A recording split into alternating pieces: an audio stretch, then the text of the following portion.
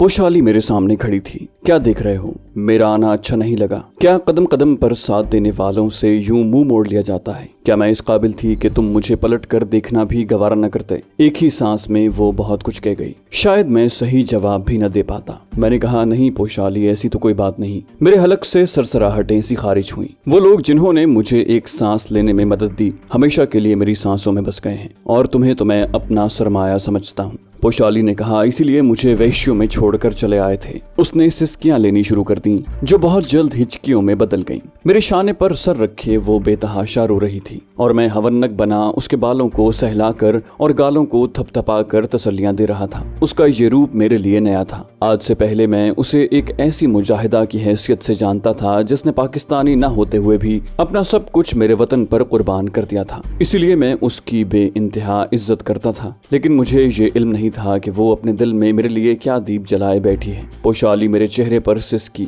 मैं थक गई हूँ आमिर। मैंने तुम्हारे लिए गली गली की खाक छानी है, पता नहीं कहाँ कहाँ ढूंढा है। अब मुझे छोड़कर मत जाना, नहीं तो मैं जिंदा न रह सकूंगी। और जिंदगी में पहली बार मेरा दिल पसीज गया। मैंने उसकी बिखरी पत्तियों को समेट लिया। वो बेशक खाक पर पड़ा फूल थी, लेकिन इसमें फूल का क्या कसूर? आप चाहें तो उसे जमीन पर फेंक कर पैरों तले रोन दें और चाहें तो कॉलर में सजा लें। अचानक मुझे अलिया का ख्याल आ गया। मैंने फौरन उसे अलग कर दिया। वो अब संभल गई थी। उसे यकीन हो चला था कि मैं उसे छोड़कर नहीं जाऊंगा, और मेरे इस यकीन को मजीद तकवीत मिल गई थी। मैंने पोशाली से पूछा, तुम यहाँ तक कैसे पहुंची? वो बुर्का उतार कर अब इत्मीनान से चारपाई पर बराजमान थी। मैंने उठकर दरवाजा दोबारा भेड़ दिया। पोशाली ने जवाब दिया, मैं तो तुम्हें दिल्ली में ही तलाश करती रही। मुझे पता चला कि तुम्हारे डिपार्टमेंट को तुम्हारे खिलाफ कुछ नाकाबिले तरदीद सबूत मिल गए हैं। उन्होंने छापा मारा, लेकिन तुम बच निकले। उन्होंने तुम्हें इश्तिहारी मुजरिम करार देकर 1 लाख रुपए के इनाम का ऐलान भी किया, लेकिन कहीं से तुम्हारी कोई खबर न मिली। अलबत्ता मैंने ये तस्दीक कर ली कि तुम जिंदा हो, मगर ये पता न चल सका कि तुम कहाँ हो।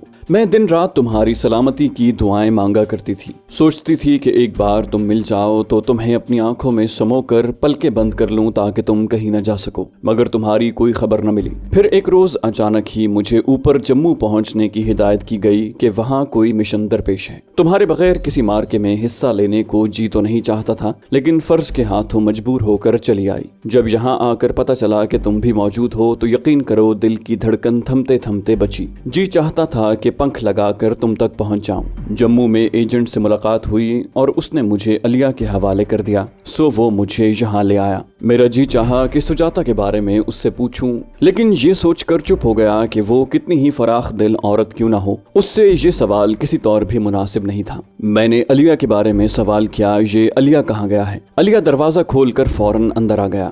मैं हाजिर हूँ बॉस। उसके होंठों पर शरारती मुस्कुराहट थी। यकीनन वो हमारे जज्बाती लम्हों का राजदार बन गया था, लेकिन जानबूझकर अंदर नहीं आया था कि 2 बिछड़े दिल अपनी भड़ास निकाल लें। उसकी मुस्कुराहट देखकर पोशाली सुर्ख हो गई, जबकि मैं भी झेंप कर नजरें चुराने लगा। अलिया ने हम दोनों को खिफ़त से बचाने के लिए कहा, मेरा ख्याल है अब जरा रेस्ट हाउस के बारे में बात हो जाए। और हम तो जैसे इसी का इंतजार कर रहे थे, क्योंकि हम दोनों के मुंह से बैक वक्त हाँ निकला। अलिया के होंठों पर फिर मुस्कुराहट तैर गई, लेकिन उसने कोई तबसरा करने की बजाय जेब से नक्शा निकाल कर हमारे सामने बिछा दिया। हमें इस तरफ से जंगल में दाखिल होना है। अलिया ने फौरन ही नक्शे पर एक जगह उंगली रख दी जिसके दोनों जानिब सुर्ख निशान लगे हुए थे। बारूदी सुरंगें एक कतार में नस्ब हैं, लेकिन ये छोटी सी पट्टी खाली है, इसलिए मुझे यकीन है कि तुम किसी सुरंग से टकराए बगैर बाहिफाजत रेस्ट हाउस तक जा पहुंचोगे। हम मजीद कुछ देर मंसूबे का जायजा लेते रहे। मैंने नक्शा तय करके अलिया को वापस कर दिया। पोशाली ने पूछा, रवानगी का क्या प्रोग्राम है? अलिया ने जवाब दिया, तुम दोनों आज रात रवाना होगे,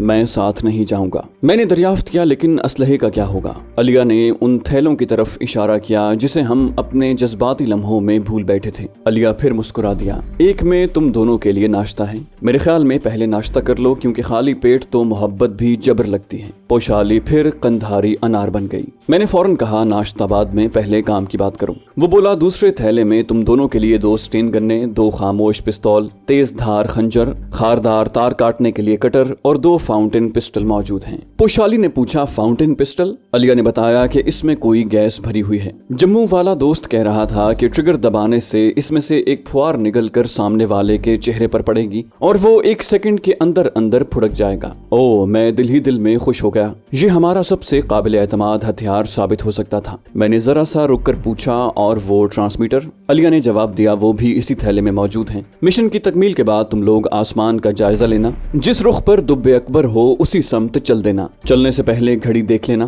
ٹھیک 1 گھنٹے 10 منٹ بعد تم درختوں کے ایک اسی قسم کے جھنڈ میں پہنچ جاؤ گے۔ وہاں ایک غیر آباد جھونپڑی ہے جہاں بیٹھ کر تم اطمینان سے اپنے باس سے بات کر سکو گے۔ میں نے پوچھا ہم یہاں سے روانہ کب ہوں گے؟ علیہ نے بتایا کہ ریسٹ ہاؤس کا سفر 3 گھنٹے کا ہے، 8 بجے بھی نکلو گے تو 11 بجے تک وہاں پہنچ جاؤ گے۔ میں نے پوچھا ریسٹ ہاؤس میں بھی ہمارا کوئی آدمی موجود ہوگا کہ نہیں اور کیا وہ ہماری مدد کرے گا؟ علیہ بولا ایک آدمی ہے تو صحیح لیکن وہ تمہارے کسی کام نہ آ سکے گا، جو کچھ کرنا ہے تم دونوں کو خود کرنا ہے۔ تھوڑی دیر بعد علیہ چلا گیا۔ وہ دونوں خچر ہمارے لیے چھوڑ گیا تھا، ہم نے انہی پر سفر کرنا تھا۔ اس کے جانے کے بعد میں نے دونوں تھیلوں کا جائزہ لیا اور اندر سے کنڈی چڑھا کر سامان دیکھنے لگا۔ سٹین گنوں، پستولوں اور خنجروں کے علاوہ بھی ان میں بہت کچھ تھا جن کی ضرورت پڑ سکتی تھی۔ سیاہ رنگ کے 2 چست لباس بھی موجود تھے۔ جب تک میں سامان دیکھتا رہا پوشالی نے ناشتہ نکال لیا۔ دونوں نے ناشتہ کیا اور پھر بیٹھ کر باتیں کرنے لگے، جو رات کے مشن اور دلی میں پوشالی کی مصروفیات سے شروع ہو کر ہماری اپنی کہانیوں پر ختم ہوئی۔ محبت میں وقت یوں پر لگا کر اڑا جیسے کبھی آیا ہی نہ تھا۔ سر شام بارش شروع ہو گئی جو ہمارے لیے نیک شگون تھا۔ پہاڑی علاقوں کی بارشیں ایسی خطرناک ہوتی ہیں کہ کوئی باہر نکلنے کی حماقت نہیں کرتا، لیکن ہمیں یہ حماقت کرنی تھی، سو ہم نے چست لباس پہنے اور بھرپور تیاریوں کے ساتھ باہر نکل پڑے۔ خچر ایک درخت کے نیچے بندھے ہوئے تھے۔ ہم باری باری سوار ہوئے اور پھر سفر شروع ہو گیا۔ اللہ نے مجھے حافظہ بڑا بہترین عطا کیا تھا۔ میں نے نہ صرف راستہ یاد کر لیا تھا بلکہ ریسٹ ہاؤس کے ارد گرد بچھی ہوئی بارودی سرنگوں کے مقامات بھی یوں حفظ کر لیے تھے کہ آنکھیں بند کر کے بھی گزرنا پڑتا تو گزر جاتا۔ 3 گھنٹوں کا سفر 3 صدیوں کا سفر ثابت ہوا تھا، کیونکہ راستہ بے حد خطرناک اور دشوار گزار تھا۔ کبھی ہمیں کسی ندی کے کنارے کنارے سفر کرنا پڑتا تو کبھی ٹھنڈے یخ پانی میں سے گزر کر اسے پار کرنا پڑتا۔ ایک جگہ تو اتنی گہری کھائی نظر آئی کہ روح فنا ہو گئی۔ کھائی کے کنارے کنارے چلتے ہوئے میرے خچر نے ٹھوکر بھی کھائی، لیکن اس سے پہلے کہ ہم سینکڑوں فٹ کی اندھی گہرائی میں غرق ہو جاتے کسی غیر مرئی طاقت نے خچر کے قدم سنبھال لیے۔ یقیناً وہ اللہ تعالیٰ کی مہربانیاں اور وطن عزیز سے ہماری محبتوں کا جذبہ ہی تھا جس کے طفیل میری ہڈیاں سرما ہونے سے بال بال بچ گئیں۔ تقریباً 12:30 بجے کا عمل ہوگا کہ ہم ایسے علاقے میں جا پہنچے جہاں دور دور تک چھوٹے چھوٹے ٹیلے پھیلے ہوئے تھے۔ دائیں جانب کوئی 1.5-2 میل کے فاصلے پر کسی چھوٹے سے گاؤں کی روشنیاں ٹمٹماتی نظر آ رہی تھیں۔ یہی ستلڑی کا قصبہ تھا۔ ریسٹ ہاؤس گاؤں سے قدرے ہٹ کر بائیں سمت تھا، لیکن اس وقت ٹیلوں کے عقب میں ہونے کے باعث ہمیں نظر نہیں آ رہا تھا۔ ہم نے خچر وہیں چھوڑ دیے۔ دونوں کی باگیں بھاری پتھروں سے باندھ دی گئی تھیں تاکہ وہ بھاگ نہ سکیں۔ میں اور پوشالی سارا راستہ تقریباً خاموش ہی رہے تھے۔ یہ خاموشی کچھ تو مشن کی وجہ سے بھی تھی اور کچھ اس میں اس نئے رشتے کا دخل بھی تھا جو ہمارے درمیان صبح ہی پیدا ہوا تھا۔ ہم نے اپنے اپنے ہتھیار چیک کیے، انہیں لوڈ کیا اور آگے پیچھے ٹیلوں کی سمت بڑھنے لگے۔ سٹین گنیں ہم نے کندھوں پر لٹکا لی تھیں، پستول ہولسٹروں میں تھے، فاؤنٹین پسٹل اور خنجر بھی ایسی جگہوں پر رکھے تھے کہ پلک جھپکنے میں ہاتھ میں آ سکتے تھے۔ تقریباً 10 منٹ ہم چلتے رہے۔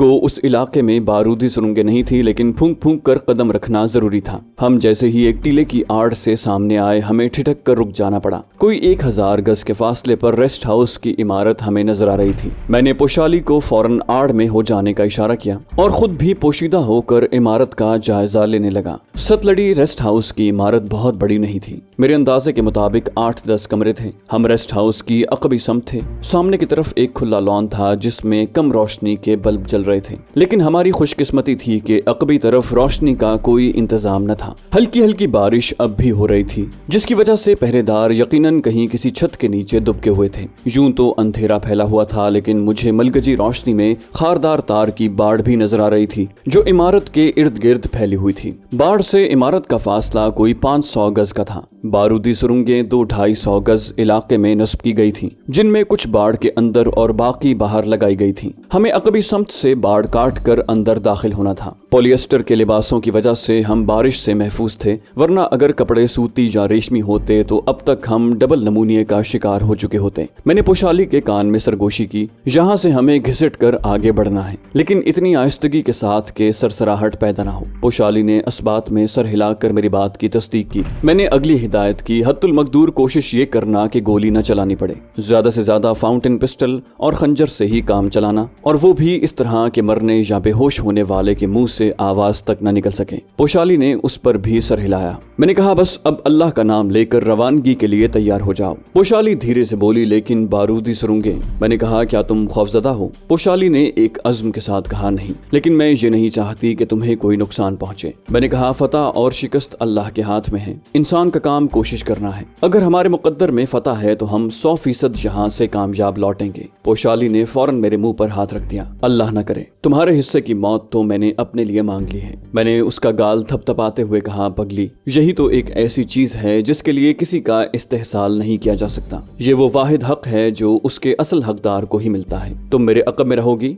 10 कदम दूर। वो बायां कोना देख रही हो? मैंने हाथ से एक तरफ इशारा किया। बाड़ लोहे के मजबूत सरियों के सहारे लगाई गई थी। मैंने कहा कोने वाला सरिया पहला है, वहां से गिनो। 10वें और 11वें सरिये की दरमियानी जगह कोई बारूदी सुरंग नहीं, हमें वहीं से बाड़ के करीब पहुंचना है। मैं कटर से तार काटूंगा, तुम मुझे कवर दोगी, अक़बी हिस्से तक हमारी रसाई हो जाएगी। पोशाली खामोशी लेकिन निहायत तवज्जो से मेरी बातें सुन रही थी। बोली, तुम मुझे पीछे न पाओगे आमिर, आगे चलो, तुम्हारा साया तुम्हारे साथ है। मैंने दिल ही दिल में अल्लाह को याद किया और कछवे का सफर शुरू कर दिया। इसके बावजूद दोनों पलड़ों के दरमियान बारूदी सुरंगों के होने के इम्कानात सिफर थे। फिर भी हम इंतहाई मोहतात थे। जरा सी लग़ज़िश एक खौफनाक धमाके की सूरत सामने आ सकती थी, और अगर ऐसा हो जाता तो हमारे चीथड़े ढूंढने वाला कोई भी ना होता। थोड़ी थोड़ी देर बाद मैं रुक कर अक़ब में पोशाली का जायजा भी ले लेता। वो धान पान सी मुस्तकिल मिजाज लड़की मेरे पीछे पीछे थी। हर बार वो अपनी रोशन आंखों से मुझे सब ठीक है का इशारा देती और मैं आगे बढ़ने लगता। खुदा खुदा करके जान जोखों का ये सफर खत्म हुआ।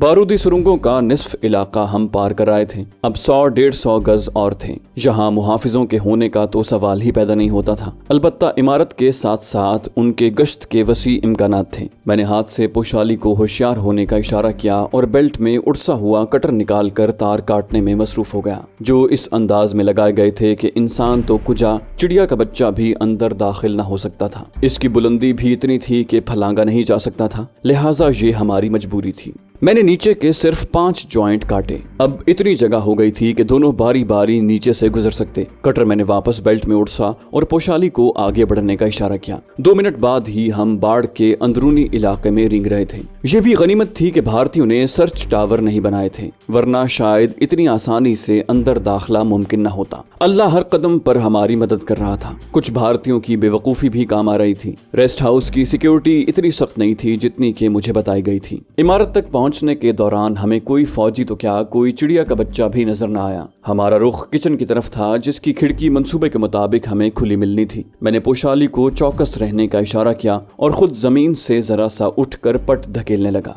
जो ही मैंने अपने जिस्म को जमीन से उठाया, फजा गोली की करीह आवाज से गूंज उठी। मैं फौरन जमीन पर गिर गया। गोली मेरे सर के बालों को छूती हुई गुजरी थी। पहरेदारों को हमारी मौजूदगी की खबर हो गई थी। जब तक वो स्टेन गन्ने कंधों से उतारते, पूरा रेस्ट हाउस भारी जूतों की आवाजों से गूंजने लगा। बहुत से लोग दौड़ते हुए हमारी जानिब आ रहे थे। पोशाली, पोशाली, मैंने फौरन उस बहादुर लड़की को मुखातिब किया जो मौत की आंखों में आंखें डालकर चला करती थी। वो फौरन मेरे करीब आ गई। मैंने जल्दी जल्दी धीमी आवाज में उसे मुखातिब किया, हम में से किसी एक को अंदर दाखिल होना है। गोलियां अब तवातुर के साथ चलनी शुरू हो गई थी। गनीमत था कि हम किचन की नकासी आब की नाली की आड़ में थे, जो जमीन से कुछ बुलंदी पर थी, वरना कब के छलनी हो गए होते। हमारी जानिब से अभी तक फायर का जवाब नहीं दिया गया था। मैंने कहा, तुम यूं करो कि खिड़की के रास्ते अंदर दाखिल हो जाओ। किचन के साथ दाएं जानिब वाले पहले कमरे को कम्युनिकेशन रूम के तौर पर इस्तेमाल किया जाता है, जहां मवासलाती आलात नस्ब हैं। मेरा अंदाजा है कि यहाँ 15 से 20 फौजी मौजूद हैं, लेकिन वो मजीद मदद तलब कर सकते हैं। इसलिए सबसे पहले कम्युनिकेशन रूम पर कब्जा करके मवासलाती आलात को तबाह करना, ताकि वो कहीं और राब्ता कायम न कर सकें। इसके साथ वाले कमरे में एजेंट को कैद किया गया है। तुम उसे बाहर ले आओ, मैं बाहर वालों को रोकता हूँ। उन्हें ये शक भी नहीं होगा कि कोई अंदर भी दाखिल हुआ है। वो यहीं उलझे रहेंगे। पोशाली बोली, लेकिन तुम अकेले? मैंने कहा, मुझे कुछ नहीं होगा, बस तुम जाओ। अंदर की कार्रवाइयों के सिलसिले में तुम खुद मुख्तार हो, जो चाहे करना, लेकिन मोहतात होकर। मैं नहीं चाहता कि मेरी जिंदगी अधूरी रह जाए। पोशाली घिसट कर आगे आ गई। मैंने स्टेन गन से पहला ब्रस्ट फायर किया। जवाब में 2 करीह चीखें उभरी, जिससे अंदाजा हुआ कि 2 दुश्मन कम हो गए हैं। साथ ही मैं तेजी से खिड़की से दूर होता चला गया, ताकि उनकी फायरिंग का रुख बदला जा सके और पोशाली बाहिफाजत अंदर दाखिल हो सके। दाएं जानिब मुझे एक भारतीय फौजी की झलक शख्स नजर आई जो हाथों पैरों के बल झुक कर आगे बढ़ रहा था। मैंने 3 गोलियों का एक ब्रस्ट उसकी खैरियत मालूम करने के लिए रवाना किया। मौत के तीनों पैगाम्बर उसके चेहरे तक पहुंचे। वो चीखा, लेकिन चीख फौरन ही मादूम हो गई क्योंकि अगले ही लम्हे उसका जिस्म चेहरे से महरूम हो चुका था। मैंने उसे वहीं ढेर होते देखा। अब मैं खिड़की से कोई 30 गज दूर हट आया था। साथ साथ मैं फायर भी करता जा रहा था ताकि उन्हें मेरी पसपाई का अंदाजा होता रहे। मेरे सामने एक मोटा सा दरख्त आ गया। मैंने उसी के तने को आड़ के तौर पर इस्तेमाल करने का फैसला किया और जमकर फायरिंग का जवाब देने लगा। मेरी पुश्त बारूदी सुरंगों के इलाके की जानिब थी। इस तरह मैं दाएं बाएं नजर रख सकता था। दुश्मन दोनों तरफ से फायरिंग कर रहा था और मुझे सूरत हाल पर कड़ी निगाह रखनी पड़ रही थी, वरना कोई भी गोली मुझे मरहूम कर सकती थी। मैंने फायरिंग के दौरान किचन की खिड़की की तरफ देखा। पोशाली खिड़की की चौखट पर मुझे नजर आई। फौरन ही उसकी समत फायरिंग हुई। मेरा दिल उछल कर हलक में आ गया, लेकिन गोलियां पहुंचने से पहले ही वो अंदर कूद चुकी थी। मैंने सुकून का सांस लिया और दुश्मनों को ताकने में मसरूफ हो गया। अब मेरी तवज्जो बट गई थी। आंखें बाहर निगरान थी और दिल अंदर अटका हुआ था। शायद इसीलिए गिरदोपेश से जरा सा बेखबर हुआ और मारा गया। किसी ने अकब से मेरे ऊपर छलांग लगाई और मुझे साथ लिए जमीन पर गिरता चला गया। मैं जख्मी हो जाने वाले शेर की तरह पलटा। वो कोई हिंदू फौजी था जो मेरी बेखबरी में घूमकर मेरे अकब में जा पहुंचा था। चाहता तो मुझे गोली से उड़ा सकता था, लेकिन शायद वो मुझे जिंदा गिरफ्तार करने में दिलचस्पी रखता था। मैंने लौटकर सीधा होने की कोशिश की, लेकिन फौजी ने मुझे बुरी तरह बेबस किया था। मेरे हाथ उसकी गर्दन पर पहुंचने के लिए उठे, लेकिन उसने 3 घूंसे ताबड़तोड़ मेरे चेहरे पर बरसा दिए। मेरा दिमाग घूम गया। कहावतन नहीं बल्कि हकीकतन नानी याद आ गई। चेहरे पर लगने वाली ज़रबें इतनी शदीद थी कि मेरे हाथ ऊपर उठने की बजाय पहलियों में गिर पड़े। दायां हाथ बेल्ट से टकराया तो मुझे खंजर का ख्याल आया। मैंने अपनी बंद होती हुई आंखों को खोला और रही सही कुव्वत इरादी को मुज्तमा करके खंजर बेल्ट से निकाला और उसकी बाएं पसलियों में घोंप दिया। फौजी के मुंह से भयानक चीख आजाद हो गई। खंजर दस्ते तक उसके पहलू में पैवस्त हो गया था। उसकी गिरफ्त ढीली पड़ गई और वो फौरन ही एक जानिब लुढ़क गया। मैंने जमीन से पड़ी स्टेन गन उठा ली जो इस धींगा मुश्ती में गिर गई थी। खंजर भी उसके जिस्म से निकाल कर साफ किया और दोबारा बेल्ट में उड़स लिया। सामने की तरफ से 3 फौजी मुझे पेशकदमी करते नजर आए। उनके हाथों में राइफलें थीं, जिनसे निकलने वाले शोले मेरी तरफ भागते दिखाई दे रहे थे। मैंने स्टेन गन सीधी करके और ट्रिगर दबाकर उसे नीम दायरे में घुमा दिया। जाने कितनी गोलियां उनके जिस्मों में पैवस्त हो गईं। तीनों चंद लम्हों के लिए यूं उछले जैसे अफ्रीका का कोई जंगली रक्स कर रहा हो। आखिरकार वो जमीन पर गिरते चले गए। उसी वक्त मुझे इमारत के अंदर स्टेन गन चलने की आवाज सुनाई दी। फिर राइफल की गोलियां चलीं। यकीनन पोशाली का सामना दुश्मन से हो गया था। मैं फिक्रमंद तो हुआ, लेकिन मुझे यकीन था कि वो कामयाब लौटेगी। मैं उसे अल्लाह के हवाले करके दोबारा बाहर की तरफ मुतवज्जे हो गया। फौजी अब आड़ लेकर फायरिंग कर रहे थे। मैं भी महफूज था। वक्फे वक्फे से मैं स्टेन गन में नई बेल्ट लगाता और उंगली ट्रिगर पर रख देता। मौत फौरन ही कहे लगाने शुरू कर देती। एमुनिशन वाफिर मिकदार में था। मुझसे भिड़ने वाले भारतीय फौजी की ऑटोमेटिक राइफल भी करीब ही पड़ी थी। मैंने सोचा कि अगर वो होश में हुआ तो ये उसके काम आ जाएगी। इमारत के अंदर से वक्फे वक्फे से फायरिंग हो रही थी। बाज औकात चीखें भी उभरती, लेकिन इनमें कोई निस्वानी चीख नहीं थी, जिसकी वजह से मुझे यकीन था कि पोशाली महफूज है। मैं खिड़की की तरफ भी देखता जा रहा था ताकि जब पोशाली वापसी के लिए आए तो मैं फायरिंग में तेजी कर दूं। इंतजार की घड़ियां खत्म हुई। पोशाली का स्याह साया मुझे चौखट पर नजर आया। मैंने फायरिंग तेज कर दी ताकि वो बाहिफाजत नीचे कूद सके। पहले पोशाली ने नीचे छलांग लगाई और चंद सानियों बाद एक दूसरा साया कूदा। मेरे बदन में खुशी की लहर दौड़ गई। एजेंट न सिर्फ जिंदा बल्कि होशो हवास में था। लगता था भारतीयों ने उस पर तशद्दुद मौकूफ कर दिया था, या फिर वो इतना सख्त जान था कि तशद्दुद के बावजूद अपने पैरों पर खड़ा था। मैंने हलक से फौरन परिंदे की मखसूस आवाज निकाली ताकि आने वालों को मेरी पोजीशन का इल्म हो सके। जवाब भी मुझे परिंदे की आवाज में ही मिला। फिर उन्होंने मेरी समत रेंगना शुरू कर दिया। चंद ही मिनटों में वो मेरे करीब आ गए और हमने बाढ़ की तरफ खिसकना शुरू कर दिया। पोशाली और एजेंट को मैंने आगे रखा था। एजेंट की हालत बड़ी अबतर थी, लेकिन कुव्वत इरादी के बलबूते पर हमारा साथ दे रहा था। उसके चेहरे पर जाबजा खराशों के निशानात थे और लिबास भी कई जगह से मस्का हुआ था। उसने इंतहाई तशक्कुर आमेज निगाहों से मुझे देखा तो मैंने मुस्कुराकर उसके हौसलों की दाद दी। मैंने पोशाली को कहा, ख्याल से आगे बढ़ना, बारूदी सुरंगों से बचकर। पोशाली ने मेरी बात काट दी, फिक्र न करो, मुझे याद है। اور وہ آگے کی طرف گھسٹنے لگی۔ ایجنٹ درمیان میں تھا جبکہ میں پیچھے تھا۔ چند فٹ گھسٹ کر میں پلٹتا اور فوجیوں پر فائر جھونک دیتا جنہوں نے اب ہمارا تعاقب شروع کر دیا تھا۔ میں جلد از جلد بارودی سرنگوں سے پار نکل جانا چاہتا تھا تاکہ تعاقب کرنے والوں پر کاری ضرب لگا سکوں۔ باڑ تک پہنچنے میں ہمیں 10 منٹ لگے۔ اس وقت تک بھارتی فوجی بھی بارودی سرنگوں کے علاقے میں داخل ہو چکے تھے۔ اب فائنل ایکشن کا وقت آ گیا تھا۔ پوشالی ہوشیار، میں نے اسے ہوشیار کرنے کے لیے بلند آواز میں کہا۔ دوسرے ہاتھ سے میں نے اپنی کمر پر بند تھیلے سے وہ 3 دستی بم ٹٹولے جو شاید اسی قسم کے کام کے لیے علیہ نے میرے حوالے کیے تھے۔ میں نے ایک دستی بم نکالا، اس کی حفاظتی پن کھینچی اور پوری قوت سے آنے والوں کی طرف اچھال دیا۔ میں دوبارہ چیخا بھاگو اور اٹھ کر دوڑ پڑا۔ دستی بم کے پھٹنے کا دھماکہ کان پھاڑ دینے والا تھا۔ کئی چیخیں ابھری، جسم اچھل کر بارودی سرنگوں والے علاقے میں گرے اور پھر پے در پے دھماکوں سے پوری وادی گونج اٹھی۔ ایک کے بعد ایک بارودی سرنگ پھٹ رہی تھی۔ ان کا آپس میں فاصلہ اس قدر کم تھا کہ ایک سرنگ پھٹتی تو چند ہی ثانیوں میں دوسری کو اپنی لپیٹ میں لے لیتی۔ بھارتی فوجی اب آگے بڑھنے کی بجائے پیچھے بھاگ رہے تھے، لیکن دونوں طرف موت ناچ رہی تھی۔ شاید ہی ان میں سے کوئی بچ کر واپس عمارت تک پہنچنے میں کامیاب ہوا ہو۔ میں نے بھاگتے ہوئے باقی دونوں بم بھی نکالے اور دائیں بائیں اچھال دیے۔ دیکھتے ہی دیکھتے وہاں بھی قیامت اتر آئی، لیکن ہم اس قیامت کی پہنچ سے محفوظ تھے۔ ٹیلے کے دامن میں خچر بدستور بندھے ہوئے تھے۔ وہ دھماکوں سے بدحواس ضرور ہوئے اور شاید بدک کر انہوں نے رسیاں توڑوانے کی کوشش بھی کی ہو، لیکن بھاری پتھروں کی وجہ سے وہ وہیں مقید ہو کر رہ گئے تھے۔ میں نے ایک لمحہ ضائع کیے بغیر اس محفوظ ٹھکانے کی طرف کوچ کرنے کا فیصلہ کیا جس کے بارے میں علیہ نے مجھے بتایا تھا۔ زخمی ایجنٹ کو ایک خچر پر سوار کروا دیا جبکہ پوشالی میرے ساتھ بیٹھ گئی۔ یوں سفر میں کچھ سست روی آ گئی، لیکن یہ بھی غنیمت تھا۔ علیہ کے بتائے ہوئے ٹھکانے پر پہنچ کر میں نے دونوں کی روداد سنی۔ ایجنٹ پر بے تحاشا تشدد ہوا تھا، لیکن اس مرد مجاہد نے تمام تر اذیتوں کے باوجود زبان نہ کھولی تھی۔ اس نے مجھے یہ بھی بتایا تھا کہ کل صبح اسے دلی منتقل کیا جانا تھا۔ اگر میں آج رات نہ پہنچتا تو اس کا جسم کسی تنگ و تاریک تہہ خانے میں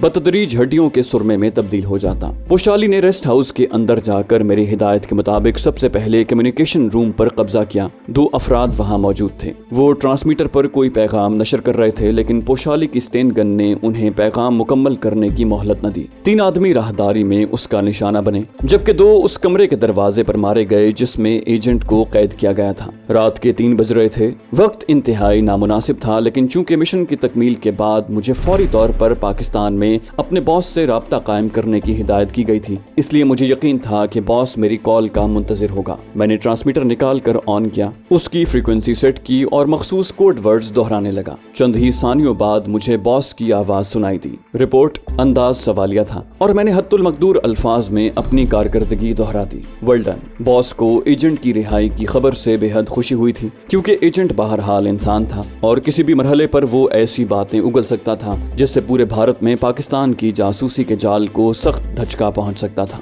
میں نے دھیرے سے دریافت کیا، اب کیا پروگرام ہے سر؟ باس نے کہا، تم تینوں کا کام اب ختم ہو گیا ہے، لہٰذا فوری طور پر واپس آ جاؤ۔ کیا مطلب؟ یہ حکم میرے لیے انتہائی غیر متوقع تھا۔ وہ بولے، تم پوشالی اور ایجنٹ کسی نہ کسی طور پر بھارتی خفیہ اداروں پر منکشف ہو چکے ہو، اس لیے اب وہاں رہنا انتہائی خطرناک ہے۔ وہ کسی بھی وقت تم لوگوں پر ہاتھ ڈال سکتے ہیں۔ کسی تاخیر کے بغیر سرحد پر پہنچو، فوج کی خصوصی گاڑی وہاں تمہاری منتظر ہوگی، وہ تمہیں راولپنڈی پہنچا دے گی۔ میں نے دھیرے سے کہا، اوکے سر، اور ٹرانسمیٹر آف کر دیا۔ میں دلی طور پر خاصا مایوس ہوا تھا۔ ملک کے لیے میری خدمات کا ایک روشن باب ختم ہو گیا تھا، لیکن مجھے اس بات کا زیادہ دکھ نہیں تھا، کیونکہ میرے ذہن میں یہ بات بھی تھی کہ اب شاید میرا حوصلہ اتنا جوان نہیں رہا تھا کہ صعوبتیں برداشت کرتا۔ پوشالی کی طرح میں بھی تھک گیا تھا اور آرام چاہتا تھا، اپنے وطن کی مٹی سے لطف اندوز ہونا چاہتا تھا، وہاں کے باغوں کی سوندھی سوندھی خوشبوؤں کو خود میں سمونا چاہتا تھا۔ ظاہر ہے ایک انسان کب تک خود کو سرگرم عمل رکھ سکتا ہے؟